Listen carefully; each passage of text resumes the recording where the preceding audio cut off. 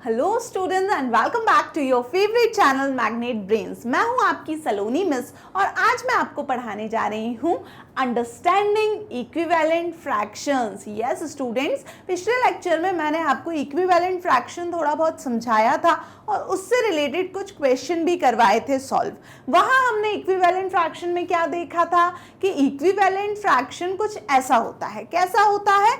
इस टाइप के फ्रैक्शंस में एक्चुअली हमको फॉर एग्जाम्पल 1/2 है तो ये काय के बराबर हो सकता है। अगर मैं 1/2 में ऊपर नीचे एक कॉमन नंबर का मल्टीप्लाई कर दूं, फॉर एग्जाम्पल 2, तो ये 2/4 होगा।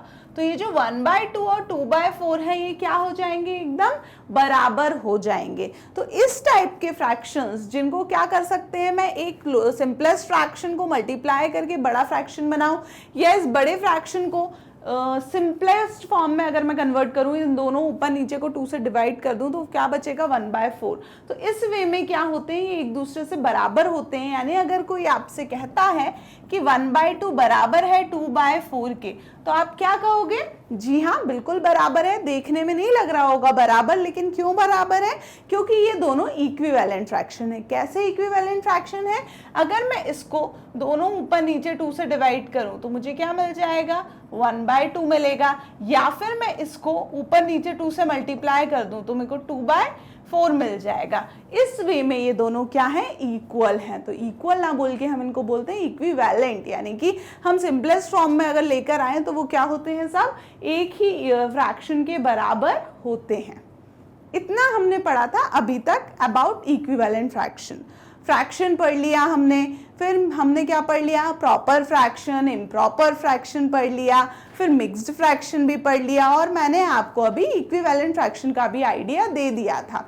फिर हमने कुछ क्वेश्चन भी सॉल्व करे थे उसके ऊपर के बेस्ड आपकी एनसीईआरटी बुक से। अब क्या है, अब हम थोड़ा सा उसी डिस्कशन को आगे बढ़ाएंगे और अच्छे से और समझने की कोशिश करेंगे इक्विवेलेंट फ्रैक्शन को। इनफैक्ट एक अलग नज़रिया देखने की कोशिश करेंगे कि क्या इससे हटकर भी कुछ और चीज़ें हैं। तो आज के लेक्चर में यही सारी चीज़ें हम पढ़ने वाले हैं। ये सब कुछ बिलोंग करता है आपके क्लास 6 मैथ्स के चैप्टर से। चैप्टर का नाम है फ्रैक्शंस। सो आई होप आपको क्लियर होगा हम क्या पढ़ रहे हैं। सो देखिए आपकी एनसीईआरटी बुक में क्या लिखा है। अब देखिए मैं आपको यहाँ से रीड करके क्यों समझाती हूँ, ये बुक वाली चीज़ मैं आपको रीड करके समझा देती हूँ सो दैट आप खुद अगर बुक से रीडिंग कर रहे हो मेरे साथ साथ तो आपको समझ में आ पाए कि वहाँ पर क्या लिखा हुआ है। राइट, चलिए। Why do the equivalent fractions represent the same part of a whole? How can we obtain one from the other? लिखा है Why do the equivalent fraction represent same part of the whole? ऐसा क्यों होता है कि जो equivalent fraction होते हैं वो एक पूरे होल का यानी एक कंप्लीट चीज का इक्वल पार्ट रिप्रेजेंट करते हैं, सेम पार्ट रिप्रेजेंट करते हैं। कहने का मतलब है इनका कि फॉर एग्जाम्पल मेरे पास यहाँ पे 2 सर्कल हैं। एक सर्कल को मैंने 2 इक्वल पार्ट्स में डिवाइड किया और दूसरे सर्कल को मैंने 4 इक्वल पार्ट्स में डिवाइड किया। क्लियर? अब मैं यहाँ पे बात कर रही हूँ इस आधे सर्कल की। तो क्या है, 2 इक्वल पार्ट्स में डिवाइड हुआ है, आधा इसका एक पार्ट है तो ये 1/2 पार्ट को रिप्रेजेंट करेगा, शेडेड पोर्शन को। राइट, ऐसे ही अगर मैं यहाँ बात करूँ इस पार्ट की और इस पार्ट की तो ये क्या है, ये एक पार्ट होता है आपका 1/4। तो 2 पार्ट में ले रही हूं तो 1/4 प्लस 1/4 क्या हो जाएगा? 2/4। यानी कि 2 हिस्से मैंने लिए, इन 4 हिस्सों में से 4 इक्वल पार्ट्स में से 2 इक्वल पार्ट्स क्या है? शेडेड हैं। तो इसका मतलब कि यहाँ पे शेडेड पार्ट 1/2 है, यहाँ वाले फिगर में शेडेड पार्ट 2/4 है। लेकिन आपको देखने में नहीं लग रहा, अगर मैंने सेम डायमेंशन के सर्कल्स लिए हैं, जितना बड़ा ये सर्कल है उतना ही बड़ा ये वाला सर्कल भी है, तो मैं क्या कह सकती हूँ कि ये जो शेडेड पार्ट है और ये शेडेड पार्ट है ये बराबर होंगे। बस अलग बात क्या हुई यहाँ पे, यहाँ मैंने सर्कल को 2 बराबर हिस्सों में बांटा था तो यहाँ पे एक हिस्सा ये पूरा इस तरफ का कहलाया। वहीं अगर मैं इसी सर्कल को क्या कर रही हूँ, इसी सर्कल को फिर से 4 इक्वल पार्ट्स में बांट रही हूँ, यानी सेम यही सर्कल होगा। अब मैंने ऐसा डिविजन कर दिया तो वो जो आधा मैं पहले कह रही थी यहाँ पे, तो वो क्या बन गए? अब 2 पार्ट्स बन गए। तो ये 2/4 आ गया, जबकि पोर्शन तो वही है। ये आधा सर्कल यहाँ हम गिन रहे हैं, आधा सर्कल यहाँ हम गिन रहे हैं। तो डिफरेंस क्या हो गया, डिवीजन का। यहाँ सिर्फ 2 इक्वल पार्ट में डिवाइड हुआ, इसीलिए उस शेडेड एरिया को 1/2 बोला। यहाँ 4 इक्वल पार्ट में डिवाइड किया इस सर्कल को, इसीलिए इस एरिया को मैंने क्या बोला है, 2/4। इसका क्या मतलब है कि जब शेडेड एरिया सेम है, इसका मतलब है कि जो 1/2 है वो 2/4 के बराबर होगा। यही मतलब है ना, क्योंकि फ्रैक्शन हमें बता रहे हैं ये वाले कि कितना एरिया इस सर्कल में शेड किया है। तो अगर 2 हिस्से में सर्कल को डिवाइड करो तो वो एक हिस्सा शेडेड कहलाएगा, 4 हिस्सों में सर्कल को डिवाइड करो तो 2 हिस्से शेडेड कहलाएंगे। क्या हम और भी ऐसा कर सकते हैं इक्वल फ्रैक्शन इस तरीके से? बिल्कुल सेम। इसी सर्कल को आप क्या करो, ये लो, कितने हिस्से हो गए अब, 1 2 3 4 5 6 7 8, टोटल मैंने 8 पार्ट में डिवाइड कर दिया। तो टोटल कितना हो जाएगा वो नीचे 8, और उसमें से शेडेड रीजन कितने, 1 2 3 4, 4 पार्ट उसके शेडेड हैं। तो अब शेडेड रीजन का क्या हो जाएगा फ्रैक्शन, 4/8। तो क्या ये वही है आधा सर्कल? तो हाँ, अब भले ही 8 पार्ट में सर्कल डिवाइड हो गया, लेकिन आधे सर्कल ही वो था शेडेड, पर अब आधे सर्कल में हमें 4 इक्वल पार्ट्स मिल रहे हैं इस पूरे 8 पार्ट में से, इसीलिए उसको हमने 4/8 लिखा। तो फिर ये आधा सर्कल यहाँ भी था जब हमने 1/2 में डिवाइड किया था, जब 4 इक्वल पार्ट में डिवाइड किया था तब भी आधा ही सर्कल शेडेड था, पर उसमें 2 पार्ट आ रहे थे तो 2/4 लिखा। जब हमने उसी सर्कल को 8 बराबर हिस्सों में डिवाइड किया तब यहाँ पे कितने पार्ट आ रहे हैं, 4 पार्ट शेडेड आ रहे हैं टोटल 8 में से। लेकिन जो बेसिक है, बेसिक क्या है आपका, सर्कल। सर्कल आपका वही है, जो यहाँ डायमेंशन था उतना ही बड़ा सर्कल यहाँ लिया मैंने, उतना ही बड़ा सर्कल मैंने इस केस में लिया था। बस अलग चीज क्या करी थी मैंने, पहले सर्कल में मैंने क्या किया था, सिर्फ मैंने इसको 2 पार्ट में डिवाइड किया था, तो ये आधा हिस्सा हो गया था 1/2। दूसरे सर्कल को मैंने 4 हिस्सों में डिवाइड किया, तो शेडेड वही का वही रीजन रहा, पर इसमें अब हिस्से कितने आ गए, 2 हिस्से आ गए। और वहीं उसी सर्कल को मैंने अगर 8 पार्ट में डिवाइड कर दिया तो हिस्से कितने आ गए शेड में, शेडेड हिस्से में आ गए 4। इसका मतलब कि शेडेड रीजन तो उतना ही है, आधा सर्कल इसमें शेड था, यहाँ भी आधा सर्कल है, यहाँ भी आधा सर्कल है। डिफरेंस क्या है, डिफरेंस ये है कि यहाँ पे अलग अलग डिविजन्स करे गए हैं। तो यानी कि शेडेड रीजन सेम है तीनों जगह, और शेडेड रीजन का जो फिर यहाँ पे जो मैं बोल सकती हूँ फ्रैक्शन लिया है, जब तीनों जगह शेडेड रीजन सेम है तो तीनों जगह के शेडेड रीजन के फ्रैक्शन भी इक्वल होंगे कि नहीं होंगे, बिल्कुल होंगे। यानी 1/2 बराबर होगा 2/4 के, और ये बराबर होंगे काय के, 4/8 के। तो इस तरह की बराबरी भी क्या कहलाती है, इक्विवेलेंट फ्रैक्शन ही कहलाती है। यहाँ पे हमने ये कैलकुलेशन कर लिया, हो सकता है आपको सीधा ऐसा ही दे दे, एक ये सर्कल दिया आपको, 2 हिस्सों में डिवाइड किया, फिर एक सर्कल को 4 हिस्सों में किया, एक और सर्कल को 8 हिस्सों में किया, फिर उन्होंने यहाँ पे शेडिंग कर दी। ये आधा पोर्शन इसका शेड किया, इसके ये 2 पार्ट शेड करे, इसके ये 4 पार्ट शेड करे। बोला कि तीनों सर्कल सेम डायमेंशन के हैं, जितना बड़ा एक सर्कल है उतने ही बराबर के बाकी 2 सर्कल्स हैं, पर यहाँ एक हिस्सा शेडेड है, यहाँ 2 हिस्से शेडेड हैं और यहाँ 4 हिस्से शेडेड हैं। तो बताइए क्या इसमें शेडेड रीजन का जो फ्रैक्शन होगा तीनों जगह वो इक्विवेलेंट होगा? तो आप कहेंगे बिल्कुल, क्योंकि सर्कल तीनों इक्वल मेजर के हैं, तो तीनों ही जगह आधा आधा सर्कल का पोर्शन क्या है, शेडेड है। बस अलग बात क्या है, अलग बात इसमें यह है कि यहाँ पे 2 ही हिस्से किए गए थे, वहां 4 किए गए थे और वहां पर 8 किए गए थे, इसीलिए वहां पे हमें लिखने में अलग चीज लिखनी पड़ रही है। यहाँ 1/2 लिखना पड़ रहा है, यहाँ 2/4 लिखना पड़ रहा है, यहाँ 4/8 लिखना पड़ रहा है, बल्कि जबकि चीज वो एक ही बता रहे हैं। तो यानी कि 1/2, 2/4, 4/8 कहूँ या ये तीनों फिगर कहूँ, ये क्या है, एक दूसरे के इक्विवेलेंट फिगर्स होंगे। आगे बढ़ते हैं, नेक्स्ट दिया है why do the equivalent fraction represent the same part. ये हमें बोला गया था, तो क्यों रिप्रेजेंट कर रहे हैं सेम पार्ट होल का, इसलिए पूरे का आधा हिस्सा इसने बताया, पूरे का आधा हिस्सा इसने, और पूरे सर्कल का आधा हिस्सा इसने, बस अपने अपने तरीकों में उन्होंने अलग अलग डिवीजन से बताया, जबकि वो सेम ही पार्ट मैं बोल सकती हूँ रिप्रेजेंट कर रहे हैं। आगे बढ़ते हैं, we note 1/2 2/4 is equal to 1 into 2 upon 2 into 2। अब यहाँ वो क्या कह रहे हैं कि हमने देखा कि जब आपने लिखा 1/2 बराबर है 2/4 के, तो यहाँ एक्चुअली हो क्या रहा था, यहाँ हो ये रहा था कि आपने इसमें 2 का मल्टीप्लाई किया ऊपर नीचे, तो 1 इंटू 2 करके 2 मिला, 2 इंटू 2 करके 4 मिला। ऐसे ही जब आपने लिखा कि 1/2 बराबर है 3/6 के, तो यहाँ क्या हुआ होगा कि ये बराबर हुए, बताइए। यहाँ 3 का मल्टीप्लाई किया होगा 1 में, तो 3 मिला, ऊपर 3 का कर रहे हैं तो नीचे भी 3 का ही करेंगे, तो 3 इंटू 2 करके हमें क्या मिला, 6 मिला। यानी एक फ्रैक्शन में ऊपर नीचे अगर सेम नंबर का आप मल्टीप्लाई करते हैं, उससे एक नया फ्रैक्शन मिलता है, वो पहले वाले फ्रैक्शन के बिल्कुल इक्विवेलेंट होता है। ये एक तरीका है इक्विवेलेंट फ्रैक्शंस फाइंड करने का। आगे बढ़िए। To find an equivalent fraction of a given fraction you may multiply both the numerator and denominator of given fraction by the same number.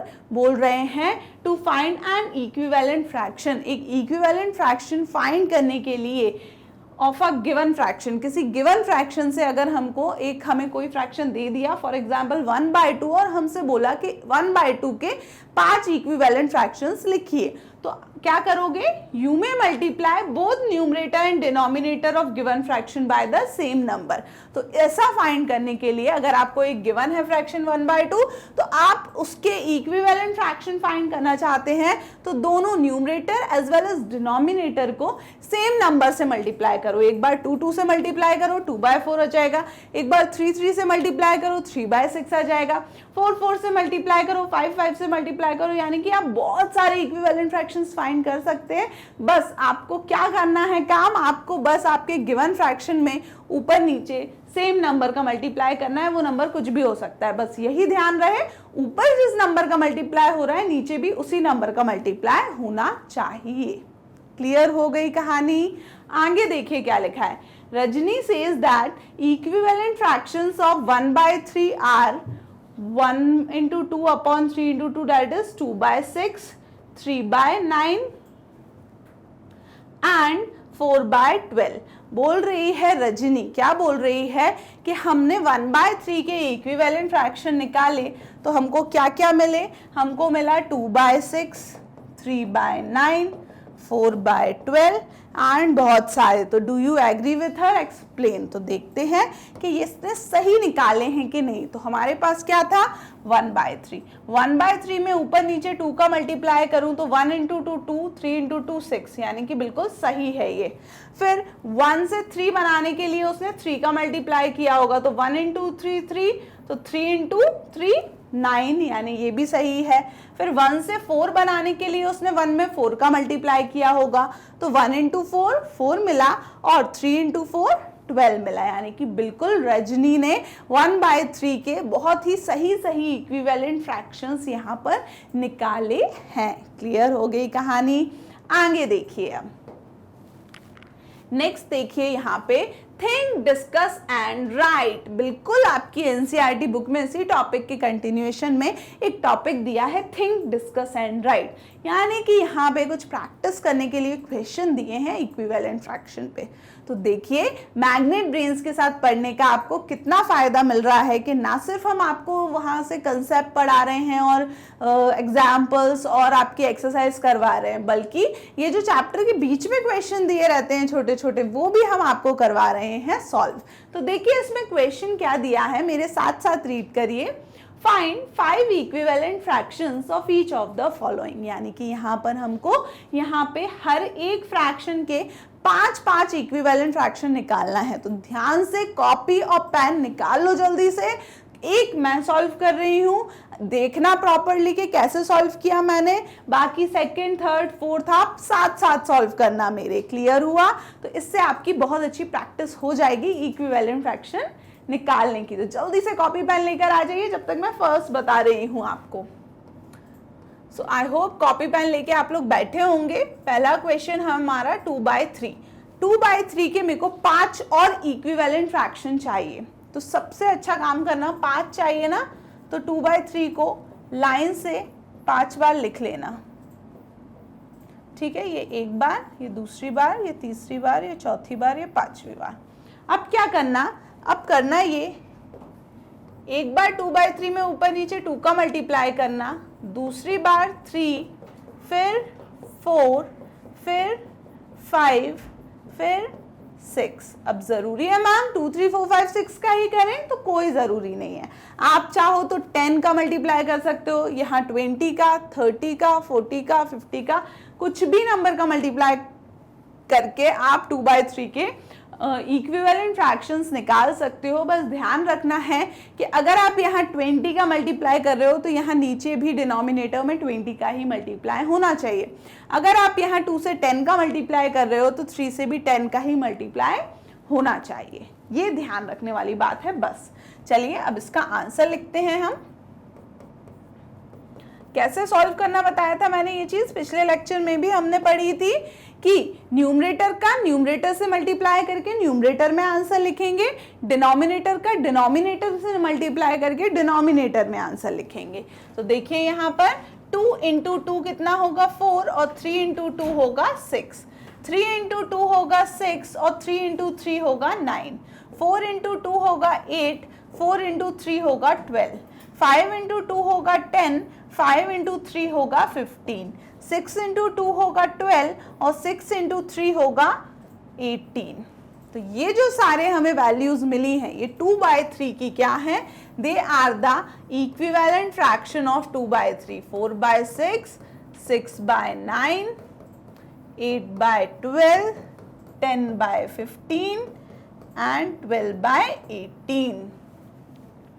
यानी कि ये सारे नंबर क्या है, एक दूसरे के इक्विवेलेंट हैं। कैसे निकाले हमने, 2/3 में कुछ पर्टिकुलर सेम नंबर्स का मल्टीप्लाई करके। क्लियर हो गया। तो ये था पहला क्वेश्चन, इसी के ही हिसाब से हमको इसका सेकंड, थर्ड और फोर्थ सारे क्वेश्चन सॉल्व करने हैं। तो चलिए नेक्स्ट क्वेश्चन देखिए इसी का। अब आप भी मेरे साथ साथ सॉल्व करेंगे, देख लीजिए 1/5। तो क्या बताया मैंने, पहले 1/5 को 5 इक्विवेलेंट फ्रैक्शन निकालना है तो 1/5 को 5 बार लिख लो। हो गया क्या, 1 2 3 4 5। जब 5 बार लिख लिया 1/5 को तो अब आगे क्या करना है, मल्टीप्लाई। किससे करो इस बार, 10 से कर दो। चलो ऊपर नीचे 10 का मल्टीप्लाई, यहाँ 20 का, यहाँ 30 का, यहाँ 40 का, यहाँ 50 का। अब ये आप 2 3 4 5 6 का भी कर सकते थे, पर मैंने ये बताने कि आप बड़े नंबर्स भी कर ले सकते हो, इसीलिए ये एग्जाम्पल दिया। तो चलिए आगे इसका आंसर लिखते हैं। 1 × 10, 10, 5 × 10 is 50, 50. 1 × 20 is 20, 5 × 20 is 5 zeros are 0, 5 twos are 10. 1 × 30 is 30, 5 × 30, 5 × 0, 0, 5 × 3, 15. 1 × 40 is 40, 5 × 40, 5 × 0, 0, 5 fours are 20. 1 × 50 is 50, 50, 5 × 50 is 250। बस क्या हुआ, बड़े नंबर्स लिए तो थोड़ा ध्यान से मल्टीप्लाई करना पड़ा। यहाँ 30 की जगह 3 होता तो 5 × 3 15 जल्दी से लिखा जाता, पर क्योंकि 5 × 30 था तो हमको थोड़ा सा यहाँ पे कैलकुलेशन करना पड़ी। तो सॉल्व आप ऐसे भी कर सकते हो। ये जो बड़े नंबर आए हैं ये भी सारे क्या है, 1/5 के ही मैं बोल सकती हूँ इक्विवेलेंट फ्रैक्शन है। 10/50, 20/100, 30/150 और 40/200 और 50/250। ये सारे ही क्या है, 1/5 के इक्विवेलेंट फ्रैक्शन है। तो आपका भी आंसर आ गया ना, वेरी गुड, बहुत ही अच्छे बच्चे हो जो साथ साथ कर रहे हैं। तो चलिए अब सेकंड कर लिया आपने, तो थर्ड शुरू करते हैं। थर्ड क्वेश्चन देखिए क्या दिया हुआ है, 3/5। कैसे करेंगे, 3/5 को हमको 5 टाइम्स लिख लेना है। अच्छा, अगर यहाँ पे लिखा होता 10 इक्विवेलेंट फ्रैक्शन लिखना है तो भी 5 बार ही लिखते क्या इसको, नहीं, फिर 10 बार लिखते हम, फिर 10 अलग अलग नंबर्स से क्या करते, हर फ्रैक्शन का मल्टीप्लाई करते।